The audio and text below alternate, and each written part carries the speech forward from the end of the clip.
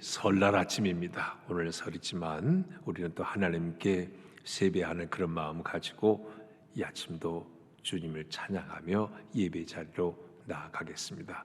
찬송가 176장 함께 부르시겠습니다.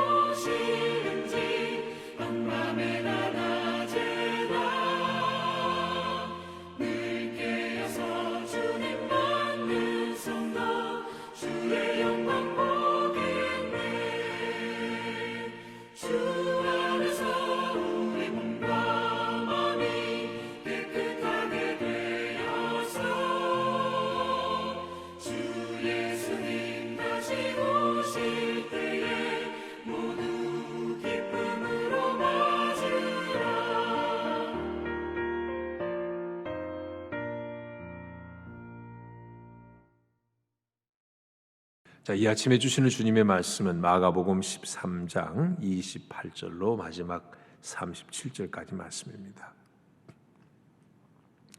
무화과 나무의 비유를 배우라. 그 가지가 연하여 지고 잎사귀를 내면 여름이 가까운 줄 아나니 이와 같이 너희가 이런 일이 일어나는 것을 보거든 인자가 가까이 곧 문 앞에 이른 줄 알라.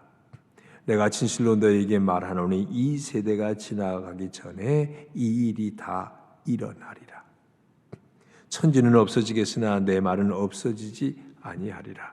그러나 그날과 그때는 아무도 모르나니 하늘에 있는 천사들도 아들도 모르고 아버지만 아시느니라. 주의하라. 깨어 있으라. 그때가 언제인지 알지 못함이라. 가령 사람이 집을 떠나 타국으로 갈 때에 그 종들에게 권한을 주어 각각 사물을 맡기며 문지기에게 깨어 있으라 명함과 같으니 그러므로 깨어 있으라. 집주인이 언제 올는지 혹 저물 때일는지 밤중일는지 닭 울 때일는지 새벽일는지 너희가 알지 못함이라.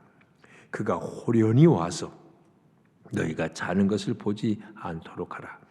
깨어 있으라. 내가 너희에게 하는 이 말은 모든 사람에게 하는 말이니라 하시니라. 아멘. 예, 이번 설 명절 비교적 날씨가 대부분 쾌청하다고 해서 또 다행이기도 합니다. 하여튼 가족과 함께 주님 안에서 좀 훈훈한 명절 보내시길 바랍니다. 지금은 일기예보의 적중도가 많이 높아졌어요. 그냥 지역별로까지 일기예보가 나오고 그런데 옛날에는 그러지 않았잖아요. 일기예보가 나와도 정확하지 않았고 글쎄요, 한 20, 30년 전만 해도 자주 듣는 그 일기예보, 그 예보관이 예보하는 걸 그 텔레비전에서 들으면 가장 익숙한 말이 뭔 줄 아세요? 지금도 익숙하게 들려오는 건데 그게 뭐냐면 곳에 따라 한때 비나 소나기. 그럼 곳에 따라니까 어딘지 잘 몰라요. 한때니까 어느 때인지도 모르거든요.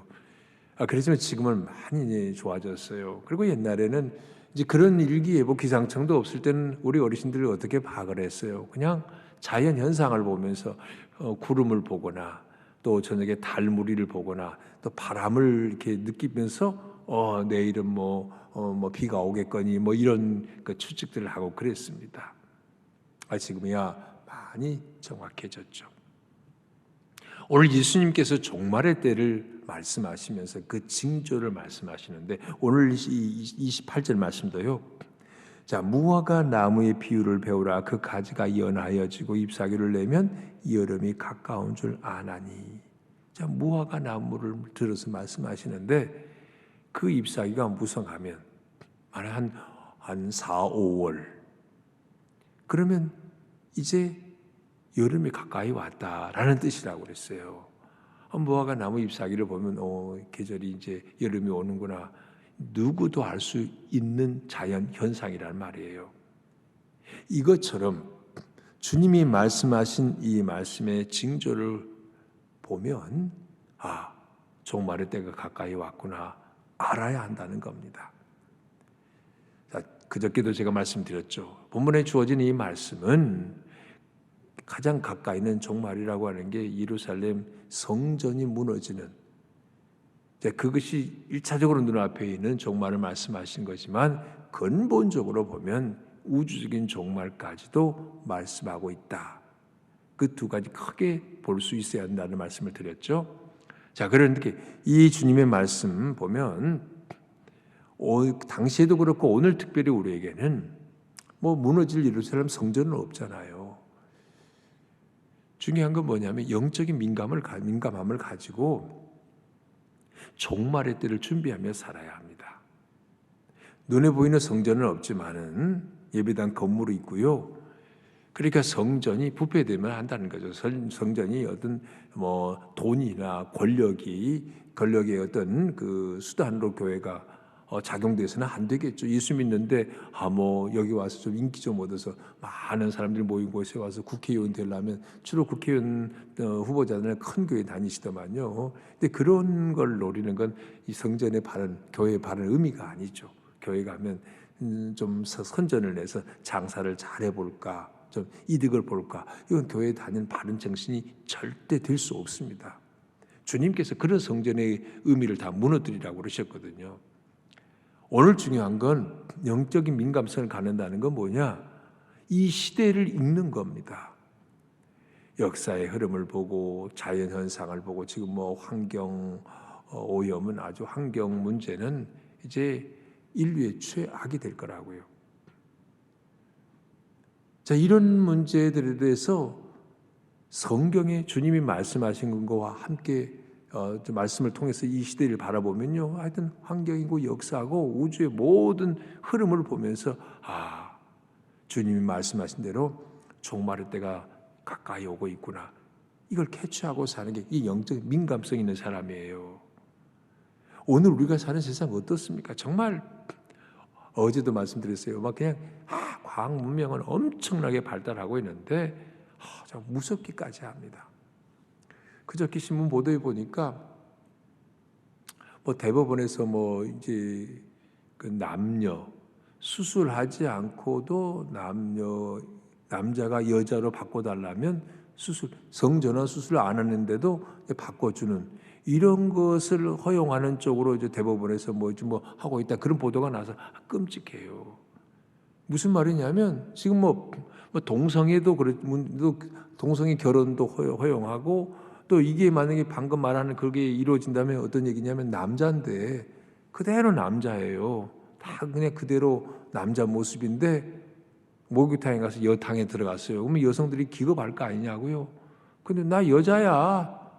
이 말로 여자하면 여자야 돼요. 그냥 그 남자가 들어왔다고 고발하면 안 되는 거예요. 그 고발한 사람이 문제가 되는 거예요.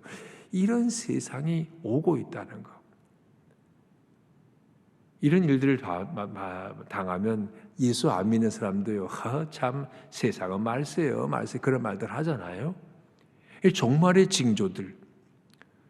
하나님이 세우신 창조 질서가 깡그리 무너지고 있습니다. 자연 세계뿐만 아니라 인간 세계보다 더 부패한 거 인간의 내면.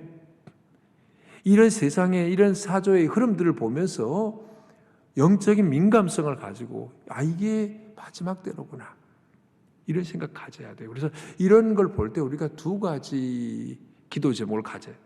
첫째는 아파하는 마음. 우리 주님이 얼마나 아파하실까 이런 걸 보면서 세상이 어쩌다가 세상이 이 꼴이 됐을까. 또 하나는 뭐예요? 그렇기 때문에 이 세상이 정말 하나님의 뜻을 따르도록 기도해야 되고 주님의 오심을 더 간절히 사모하며 기도해야 합니다. 그게 그리스도인의 마음이에요. 이 시대를 분별할 수 있는 눈을 가지라고 말씀하십니다. 자, 그 다음에 30절 보면 내가 진실로 너에게 말하노니 이 세대가 지나가기 전에 이 일이 다 일어나리라. 물론 이 일이라는 건 예루살렘 성전 무너지는 게 1차적으로는 그거거든요. 이 세대. 보통 이제 당시 세대라고 제너레이션이 나온 거, 제너레이션은 40년을 말하는 겁니다. 40년. 그러니까 예수님이 뭐 AD 33년에 이 말씀을 하셨다면 거의 뭐 37년 지나서 거의 한 세대 지나기 전에 성전이 무너졌잖아요. 그리고 직접적으로는 바로 예루살렘 성전이 무너진 사건. 주님의 말씀 그대로 이루어진 겁니다.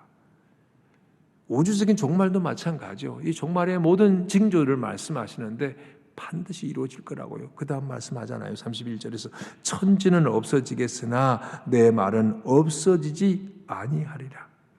천지가 없어질지언정 하나님의 말씀은 절대 없어지지 않는다. 하나님의 말씀의 영원성을 말씀하고 있습니다. 영원하다. 세상에 안 변하는 게 어디가 있어요. 모든 것 다 변합니다. 그리고 모든 것 다 낡아지고요. 오직 하나님의 말씀만 세세 무궁토록 영원한 것, 그 말씀밖에 없습니다. 자, 모든 것 다 변하는데, 그래서 종말이 다가오는데 하나님 말씀만 영원하다. 우리는 그 약속의 말씀을 믿고 오늘을 살아갑니다. 근데 사람들이 예나 지금이나 궁금해요. 과연 그 종말의 때가 언제겠습니까? 이 궁금하잖아요. 그래서 주님이 말씀하셔요. 그러나 그날과 그때는 아무도 모르나니 하늘에 있는 천사들도 아들도 모르고 아버지만 아시느니라. 아무도 모른다 그랬어요. 이 말씀 그대로 적용하면요. 나는 알아. 전에 그런 시한부 종말론들 많았죠. 뭐 언제 몇 월 며칠이면 다미 선교에도 그랬잖아요. 92년 10월 28일 날짜까지 정했어요. 그런 것들이 많았습니다. 역사 속에 2000년 동안 수많은 이단들이 나와가지고 주님의 오실 우주적인 종말이 몇 년 며칠이라. 근데 날짜를 말했다 하면 그건 이단이에요. 이 성경에 말씀하잖아요. 아무도 모른다 그랬는데 오직 아버지만 아신다고 그랬는데 감히 숫자를 가지고 뭘 계산해서 뭐 다니엘서를 가지고 뭘 종말을 계산하다 보니까 언제쯤일 거다. 언제일 거다. 왜 그런 짓을 해요? 주님이 말씀하시는데 아무도 모른다고요. 왜 아무도 그날과 그 시를 모르게 하신다 그래서 알려주면 좋을 텐데 왜요? 깨어 있으라고요. 깨어 있는 게 뭐예요? 잠을 안 자는 게 의미한 게 아니에요. 영적으로 자지 말라고요.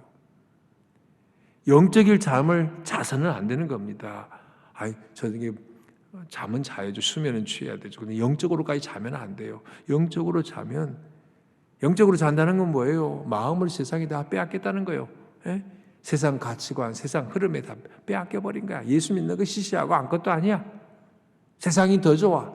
이 땅의 유토피아, 이 땅에 파라다이스를 건설할 수 있어. 바벨탑을 쌓아 올리고 이런 인간들의 세계를 보면서 예수 믿는 사람의 마음이 쫄아지는 거야. 안 믿는 사람이 더 부러워보고 더 크게 보여요. 이런 데 마음을 뺏기는 거, 이게 영적으로 잠자는 거예요. 좀 더 심하면 영적으로 죽은 겁니다. 주님께서 좀 알려주시면 좋겠지. 왜 안 알려주시고 이렇게 사람들을 그냥 이렇게 헷갈리게 만들고 그냥 안달하게 만드냔 말이에요. 주님이 왜 안 알려주셨겠어요? 그 알려주시면 너무 그 날짜에 집착하지 않겠어요? 그리고 그 날을 알려주면 사실 얼마나 두렵겠습니까? 우리 개인적으로 말이에요. 내 죽는 날을 알면 행복할까요? 너는 몇 년, 몇 월, 며칠에 죽는다. 그대로 모든 사람이 죽는다면 할 사람이 얼마나 절망적일까? 아무렇게나 살 겁니다. 아마 더 아무렇게나. 그리고 죽기 1년 전이나 그때부터 예수 잘 믿지 거룩하게. 틀림없어요. 그래서 우리가 바로 가서 바로 살 사람 드뭅니다. 하나님이 알려주시지 않으신 거예요. 그리고 오늘 말씀의 핵심은 뭐냐? 그러니 깨어있으라. 지금 그저께부터 이 마가복음 13장 전체의 메시지는 그 분별력과 그 분별력은 깨어있음을 의미하는 거고, 잘 견디라. 그 두 가지라고 그랬죠. 그럼 오늘 이제 마지막 34절부터 37절까지 말씀이 소위 문지기 비유입니다. 문지기가 깨어있어야 돼. 보초병이에요. 불침번이라고.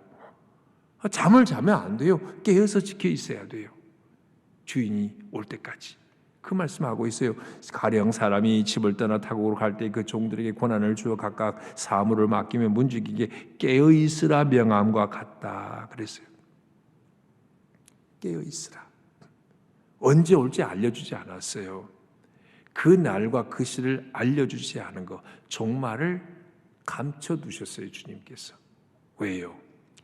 긴장 가운데 기다리라고요. 그게 우리에게 더 유익이니까. 그거 알면 진짜 정말 두려운 겁니다. 도둑이 난 몇 월 며칠 날 도둑 집 쳐들어갈 거야. 물론 경비할 수는 있겠죠. 하지만 얼마나 더 두려워서 그 어떤 무장을 하고 들어올지 모르니까 몇 월 며칠 날 너희 집에 쳐들어갈 거야. 그 도둑이 오는 그 순간까지 불안해서 살겠습니까? 그렇게 불안해 사는 것보다 경계태세를 완벽하게 하고 언제 도둑이 와도 나는 막아낼 수 있어. 이게 훨씬 낫고 안전한 거죠. 가령 2년 후에 그날 가령 2월 10일 날 너희 집에 갈 거야. 밤 10시에 갈 거야. 그러면 그 2년 동안 불안해 살겠냐고요. 그랬어요. 이게 알려주시지 않은 게 우리에게 더 큰 유익을 위해서 알려주시지 않는 겁니다. 주님이 원하시는 건 깨어있으라. 그래서 계속 말씀이죠. 35절도 그러므로 깨어있으라. 집주인이 언제 올지 혹 저물 때 일는지 밤중에 일는지 다굴 때 일는지 새벽에 일는지 너희가 알지 못함이라. 그러니까 주인이 올 때 언제 올지 모르니까 깨어있으라는 거예요. 오는 시간을 알면 딴 시간 농땡이 칠 거 아니냐고요. 그러지 말고 항상 깨어있는 자세. 깨어있다는 게 목욕 재개하고 딱 그냥 하얀 옷 입고 예비당에 가만 앉아 있는 거 그런 거 아니에요. 재산 다 팔아가지고 그냥 누구한테 기부하고 혼자 그냥 아마 그날 기다리고 어떤 집단 행동하고 그게 아니라고요. 아까 언급했던 다미 선교회가 그랬습니다. 1992년 10월 28일 날 예수 재림한다고 이장님이라는 그 목사라는 사람이 말이죠. 이상하게 변질돼가지고 그러면 사람들 다 돈 가지고 오라고. 자기는 그때 엄청난 부를 착복을 했죠. 돈을 다 사람들 갖고 오라고요. 예수 재림하는데 왜 지한테 돈을 가져가요? 사기친 거잖아요.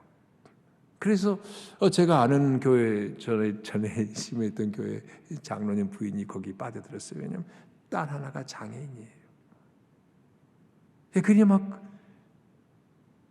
그냥 주님 오시면 너무 기다린 거야. 그 딸과 함께 하얀 옷 입고 그 여수 돌산대교 밑에 그 다리 밑에서 그 밤에 기다렸다 하더라고요. 가니까 제가 부임하고 보니까 소문이 다 났더라고요. 목욕 제기하고 하얀 옷 입고 돈 다 갖다 바치고 집단적으로 행동하는 그거 아니거든요. 그게 깨어 있는 게 아니에요. 깨어 있다는 건 뭐예요? 항상 주님 앞에 최선의 삶을 살아가는 것. 그것이 깨어 있는 겁니다. 그리스도인으로서요, 깨어 있다는 건 오늘 이렇게 최선을 다해 살아가는 거예요. 언제 주님 오셔도 오케이. 공부 잘하는 학생은 시험 때만 공부하고는 1등 못하죠. 그냥 항상 늘 열심히 하는 사람이 1등이에요. 항상 자기 자리를 잘 지키는 것, 최선을 다한 것, 그게 바로 깨어 있음입니다. 음주운전 정말 절대 있어서는 안 되죠. 그 살인사고로 많이 이어지잖아요. 근데 우리 운전하다 보면 GPS가 이제 그 알려주잖아요. 카메라 있는 거 속도 위반 찍는 거 카메라. 그나마 사고를 더 예방하기 위해서 그 카메라가 설치되어 있는데 사람들이 카메라 앞에서만 서행하고 속도를 지키지 고치나면 또 쏜살같이 달리잖아요. 사고 예방을 위해서 그나마 없는 것보다는 낫죠. 더 많이 하려면 그냥 한 1km 간격으로 전부 다 해놔가지고 더 이상은 아예 그냥 과속 못하도록 그렇게 안전장치를 해놓으면 더 좋겠습니다만은 그렇게 하기에는 막대한 돈이나 이런 게 들어가지 않겠어요? 어떤 면에서는 그런 카메라 같은 게 우리 인생을 그런 식으로 살아가면 더 요행 혹은 위선, 보는 데서는 지키고 안 보는 데서는 안 지키는 이중적인 사람을 만드는 거죠. 영적 의미에서는 그게 아주 안 좋은 거예요, 사실. 보는 데서만 잘 지키는 것처럼 사람을 이중적인 사람, 위선자로 만드는 큰 범죄라고요. 근데 규정 속도로 달려야 된다. 맞으면 그랬으면 다 그대로 지킨다면 사건, 사고 많이 예방되지 않겠어요? 범죄도요. 깨어있으라는 건 바로 그겁니다. 항상 하나님 앞에 최선의 삶을 살아가는 것, 그게 바로 깨어있음의 바른 의미입니다. 자, 말씀 마무리하겠어요. 이 마가복음 13장에서 종말을 말씀하고 계신데 종말은 확실히 있습니다. 확실성. 그러지나 아무도 몰라요. 미지성. 그 아무도 모른다고 해서 종말이 내 시대에는 없을 거야. 100년, 200년 어쩌면 1000년도 더 있어. 그게 아니고 가까이 왔다. 김박성. 이런 믿음을 갖는 게 바른 건강한 종말 신앙입니다. 오늘 이 말씀 마치면서요. 갈수록 어지러워져가는 세상인데 종말의 때가 가까워오는데요. 그럴수록 우리가 하나님 앞에 분별력 가지고 깨어있어. 깨어있다는 건 뭐라고 그랬어요? 현재 주어진 삶에 주님 안에서 최선을 다해가는 삶. 어쩌면 오늘이 마지막이야. 이런 마음 가지고 주님 앞에 최선을 다해 살아가는 삶을 살면 언제 주님 오셔도 칭찬받는 주님의 사람 될 겁니다. 이런 믿음으로, 종말론적인 믿음으로 최후 승리자가 되는 저와 여러분 되기를 바랍니다. 주님 감사합니다. 설날 아침인데 오늘도 이렇게 주의 말씀 앞에 먼저 서게 하시니 감사합니다. 세상은 갈수록 어지러워져 갑니다. 종말이 더욱 가까이 온 줄 압니다. 이럴 때일수록 세상의 폐악한 죄악을 보고 가슴을 치며 통곡하고 회개하게 하시고 주의 오심을 기다리는 마음으로 깨어 기도하기를 원합니다. 하나님 아버지, 이런 믿는 자 보기를 더 어려운 이런 시대를 살아갈 때 우리가 바로 믿어서 한 영혼이라도 더 구원하는 일에 쓰임받게 하여 주시옵소서. 어쩌면 오늘이 내 인생의 종말일지도 모른다는 그런 마음으로 하루하루 한 시간 한 시간을 최선을 다해 살아가므로 언제 주님 오셔도 부끄러움 없이 주님 맞이하는 이런 승리하는 성도가 되게 하여 주옵소서. 오늘 설 명절 하나님 모든 가정마다 주님이 주신 은혜와 사랑과 축복이 차고 넘치게 하여 주옵소서. 하루의 삶을 주께 의지하오며 예수님 이름으로 기도합니다. 아멘. 하늘에 계신 우리 아버지, 아버지의 이름을 거룩하게 하시며 아버지의 나라가 오게 하시며 아버지의 뜻이 하늘에서와 같이 땅에서도 이루어지게 하소서. 오늘 우리에게 일용할 양식을 주시고 우리가 우리에게 잘못한 사람을 용서하여 준 것 같이 우리 죄를 용서하여 주시고 우리를 시험에 빠지지 않게 하시고 악에서 구하소서. 나라와 권능과 영광이 영원히 아버지의 것입니다. 아멘.